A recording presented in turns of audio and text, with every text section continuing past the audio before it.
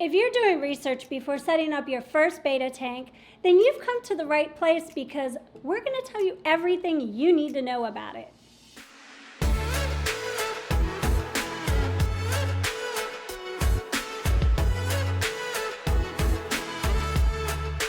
Before we get started, let's just address the elephant in the room. We say beta, you may say betta. Let's just get past that.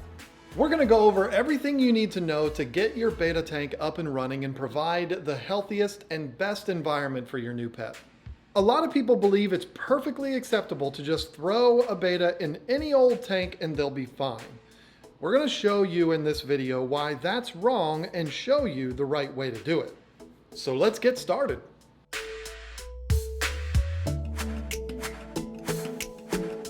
The first thing I want to talk about when it comes to bettas is that the males are not the only ones that make good pets.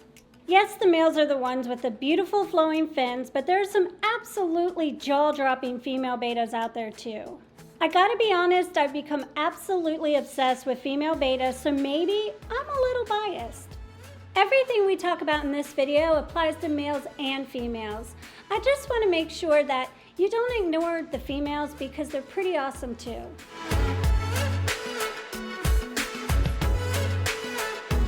When it comes to selecting the right aquarium for your betta, I'm going to give you the best advice that you're going to get in this entire video, and that's just go and get your fish a 5-gallon aquarium. Yes, I know there's tons of different tanks out there that are advertised as betta tanks that are 2 and 3 gallons. I'm not saying you're a bad person if you get one of those. I'm just saying if you want the best possible tank, look for at least 5 gallons. Well, I guess the best possible tank would be like 1,000 gallons. But anyway, the point is give your new betta as much space as possible. You can get one of those starter kits. Just make sure that it's at least 5 gallons. Trust me, in the end, you'll be so glad you did, and so will your fish.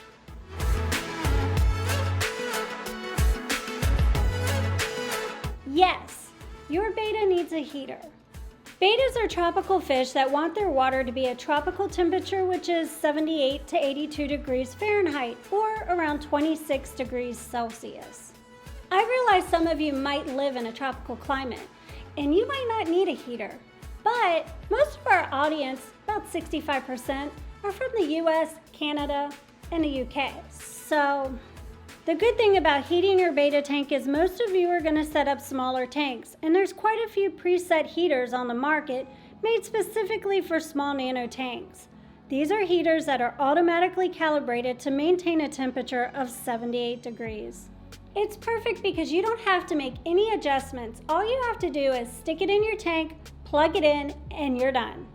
Of course, we'll put links to everything we've talked about in the description.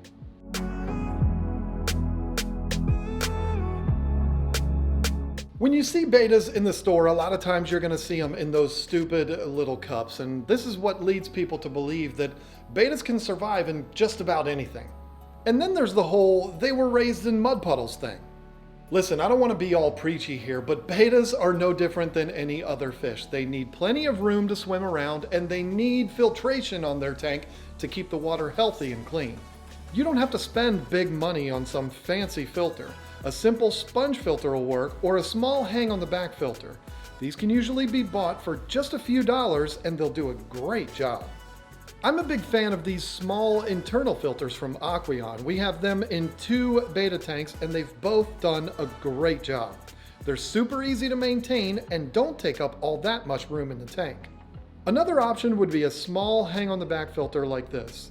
They cost a few more dollars, but what I love about them most is a lot of them have flow control, which is perfect for bettas.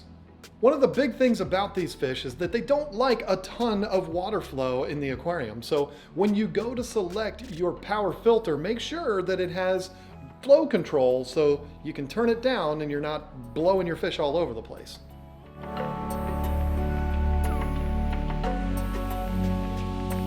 Lighting your betta tank is not a complicated thing, but there is a couple of things to think about. First is bettas don't like a ton of light, so you don't want to waste a bunch of money on the biggest, brightest light out there. Next is if you do have a bright light on the tank, look into getting some plants, real or fake, that have large leaves. This gives the betta somewhere to go to get some shade and avoid the bright light. The next question is, how long do you need to keep the light on? Well, there's really no rules about this when it comes to bettas. They don't really care either way, but if you have live plants in there with them, you'll definitely need to give them plenty of light so they can grow. If your betta tank is in a room that has a lot of natural light, you really don't need to put your light on hardly ever unless you have live plants in there. Just turn it on a couple hours when you're home at night and you want to spend time with your fish. But again, unless you have live plants in there, then you got to follow all of the rules about growing live plants. But no live plants, room with plenty of light, just turn it on a couple hours a night.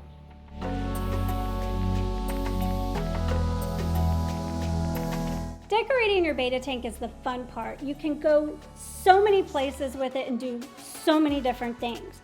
But there are some rules that apply. First is bettas like to have places they can retreat to and hide to feel safe. They also like to be able to go to these areas to rest, so make sure when you add decorations, you think about this. You can use things like pieces of driftwood, rocks, or even little mushroom houses for them to go into. You'll see them going in and out of these spots all day long, and it's super adorable. Next thing to talk about is plants. Some people will tell you you have to have live plants for your betta to be happy. Well, it's not true. I mean, it's nice and they do love it, but if you don't have the patience to use live plants, there's tons of super nice artificial plants that work very well. The thing is, try to stick with the silk plants. They look better, they look more natural, and they're much safer for your bettas. Where the plasticky ones, well, they could rip up the fins on your betta and, well, that's not good.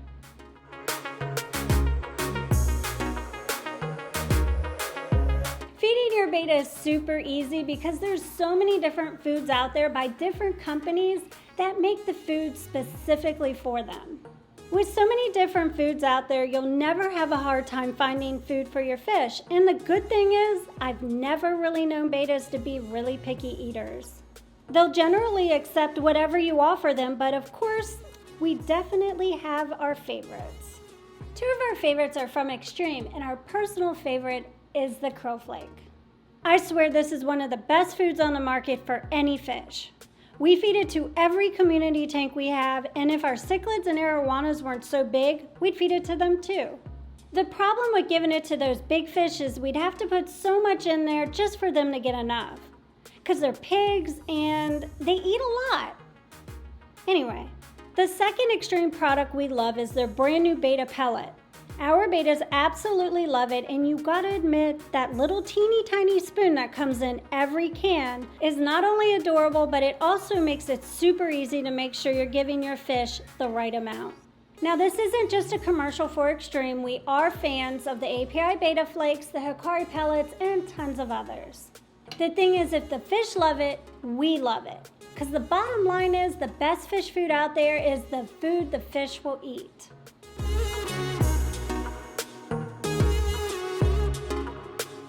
Tank mates for bettas is something we've spent a ton of time on in the past. In fact, we did a 10 things episode all about it where we give you 10 different ideas for fish you can keep with your bettas. I'll put a card right here that'll take you to that video and give you a whole lot of ideas of fish that you can keep with them and go into a whole lot more detail about it.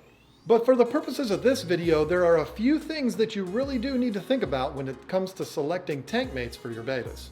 First is you want to consider the fact that most people are going to keep bettas in smaller tanks, which means there won't be much room for any other fish. If tank mates are really important to you, you might want to think about starting with something a little larger like a 10-gallon. There'll be plenty of room for smaller fish, and it won't be any more difficult to take care of than something smaller. The next thing to think about is one of the best characteristics of bettas is their amazing fins. Some of them are really long and fluffy. You'll definitely want to stay away from fish that are labeled as fin nippers. But definitely watch our 10 things betta tank mates video that we did a while back. It'll give you some really good ideas.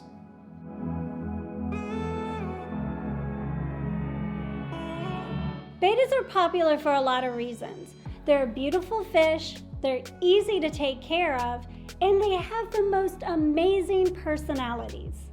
You definitely don't want to be one of those people that believes they don't require any work.